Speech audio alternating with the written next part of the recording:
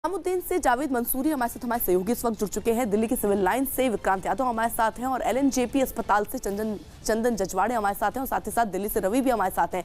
सबसे पहले जावेद से हम समझ लेते हैं। जावेद, आप निजामुद्दीन में ही वहां पर मौजूद हैं, क्या स्थिति थी, कैसे ये इतनी गैदरिंग वहां पर हो गई, क्या इनको परमिशन नहीं थी? तो क्या इस बात की नजर नहीं रखा गया इस बात पर कि ये लोग एक जगह इकट्ठा ना हो ऐसे वक्त पर जब देश में कोरोना वायरस का संक्रमण लगातार बढ़ता जा रहा है? देखिए, बहुत बड़ी लापरवाही तो इसमें हुई है।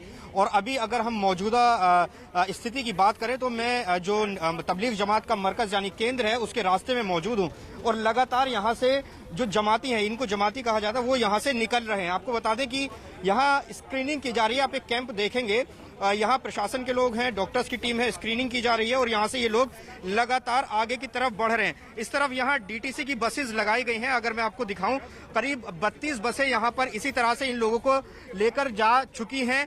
बताया जा रहा है कि जो छावला में क्वारंटाइन सेंटर बनाया गया वहाँ कुछ लोगों को लेकर जाया गया है, झज्जर ले जाया गया है। इसके अलावा दिल्ली सरकार ने जो सेंटर्स बनाए हैं, आइसोलेशन होम बनाए हैं, वहाँ इनको लेकर जाया जा रहा है। जिनमें कुछ सिम्टम्स हैं उनको सीधे अस्पताल ले जाया जा रहा है। लेकिन सबसे बात अहम यह है कि जिस तरह से बयान आया है कि 1000 लोग यहां पर मौजूद थे और उसमें भी जो रिपोर्ट्स आ रही हैं वो बेहद चिंताजनक हैं, क्योंकि यहां से अलग अलग जगहों पर लोग जाते हैं और लगातार जो सरकारें हैं वो भी हरकत में आ गई हैं। फिलहाल यहां से लोगों का निकलना जारी है। पुलिस का यह कहना है कि लगातार यहां पर इन लोगों से कहा जा रहा था कि इस जगह को खाली कर दें, लेकिन जो मरकज है उसकी तरफ से कहा गया कि हमने पुलिस से, प्रशासन से कहा था कि यहाँ पर 1000 के करीब लोग हैं, इनको यहाँ से निकलवाने की व्यवस्था की जाए। तो लेकिन चूक बड़ी हुई है और लगातार यहाँ से लोग निकल रहे हैं। जी जावेद, आप रहिए हमारे साथ। तमाम सहयोगी भी हमारे इस वक्त जुड़े हुए हैं। निजामुद्दीन मसले की गंभीरता के मद्देनजर केंद्र सरकार के ग्रुप ऑफ मिनिस्टर्स की बैठक का सिलसिला तेज हो गया है।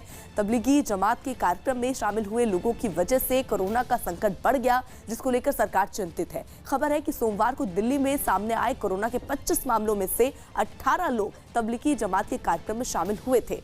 रवि हमारे साथ जुड़े हुए हैं। रवि, फिलहाल ये जो बैठकों का दौर चल रहा है, इसको किस तरीके से इस पर आगे काम किया जाएगा? क्योंकि जो लोग पॉजिटिव आ रहे हैं उनके संपर्क में कितने लोग हैं वो पता लगाना बहुत जरूरी और उनको आइसोलेट करना बहुत जरूरी। कुछ लोग अभी जिनका पता ही नहीं चल पाया, उनको ढूंढना बहुत जरूरी। क्या कदम उठाए जाएंगे अब?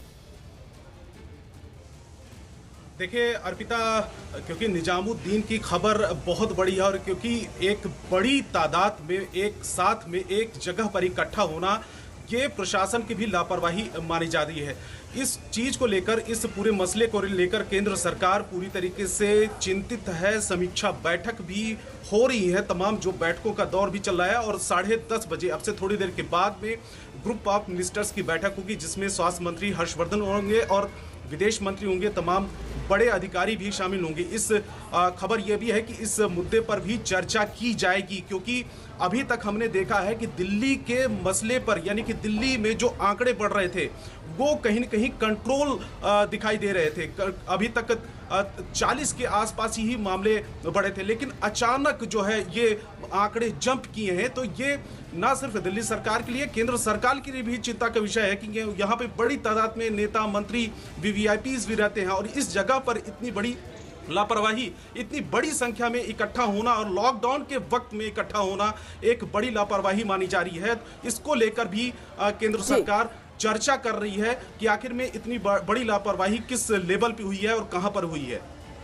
रवि, रहिए आप हमारे साथ। वहीं दिल्ली सरकार ने तबलीगी जमात के खिलाफ एफआईआर दर्ज करवाने और सख्त कार्रवाई करने के आदेश दिए। कोरोना वायरस के खतरे को देखते हुए दिल्ली में किसी भी तरह के धार्मिक कार्यक्रम पर रोक है।